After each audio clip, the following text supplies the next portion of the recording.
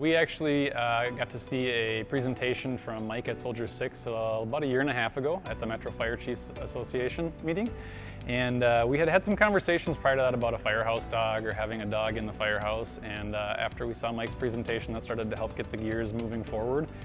And then once we sort of ironed out the whole concept of like, how are we going to take care of a dog that lives in the firehouse and keep it from becoming grossly overweight and a couch potato, we were able to sort of iron out some of those details. We figured out this concept of having a handler, and then from there things moved pretty quickly with Soldier 6 and then finding a dog for us. Her primary mission here is to serve the firefighters that work for Roseville Fire. And so she's here in the firehouse for them Monday through Friday during working hours. She comes back to the firehouse during off hours when the crews are looking to hang out with her, and then she's always available any other time that any of our firefighters might need her to come pay a visit. So her main goal is just to try to reduce the stress and lighten the atmosphere of our firehouse to make it feel like home for our firefighters and help them to feel good about what they're doing while they're here and sort of take that edge off of the things that they see and they experience each and every day. Some of the firefighters are super engaged, and so they'll come down and they'll spend time with her in my office or in fire administration, really engaging with her.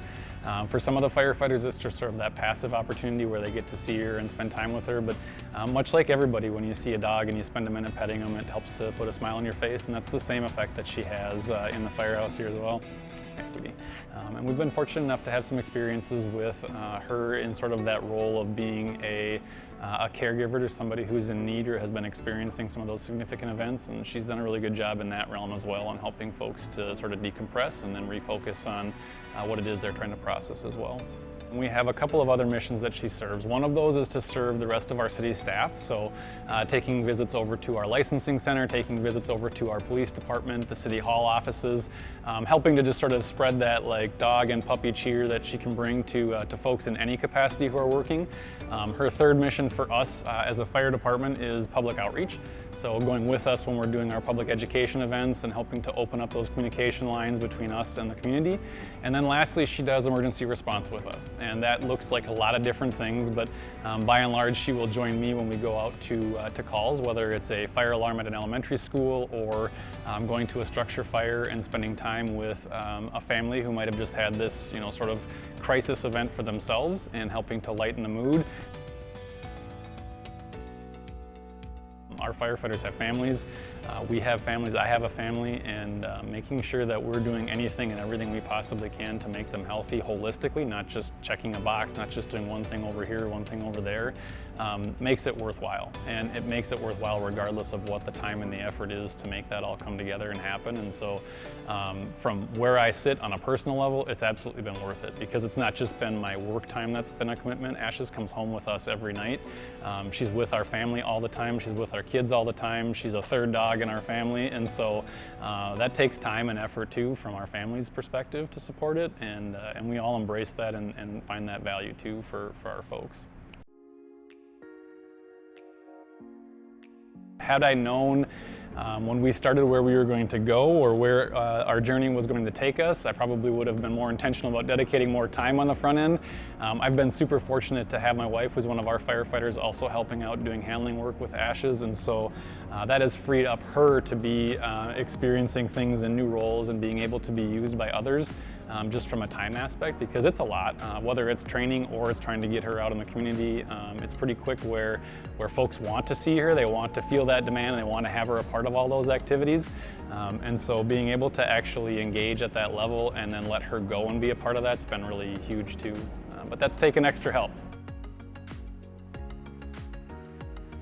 From the perspective of when I started my career to where we're at right now, whether it's therapy dogs versus having a Dalmatian in the firehouse or just the concept of mental health being a thing, much like all public safety, the fire service has struggled to embrace the concept of the things that we experience and sort of how that impacts us. And we're super unique. Most of the career fire service works 24-hour shifts at a time, and so when you come to work, you're with this family, you're away from your real family, a third of the year. And so it provides this really unique opportunity to be close with the folks that you're with, which can be good and can be bad from the mental health perspective, right? You can't get away from those coworkers if you're having a tough day with them either, so you have to figure all of that out. We took a different approach, and we began a relationship with a mental health specialist who is embedded with our department now. So he started with us about 4 years ago. He came to the firehouse, and his whole mission when he first started with us was simply to hang out here. Much like you might find someone doing a ride along, he just came to spend time with our firefighters in the firehouse, go with them on calls, understand what they do, how they do it, why they do it, and then sort of segue from the learning phase into a relationship building phase. And I don't like to use this cliche as an example, but it's the best way that I can phrase it. Folks in public safety don't like to go talk to the shrink, right? The media and the movies and all of those things have done a really good job of making that a scary thing for all of us. And so we tried hard to get rid of the stigma and to show the firefighters that, hey, mental health is important, and people that can be a resource for you aren't scary. They don't have to be scary. It doesn't mean the end of your career because you're going to sit down and talk to somebody about something. And so Jonathan, who is our mental health specialist, has spent the last 4 years building those relationships and is available to our firefighters anytime, day or night.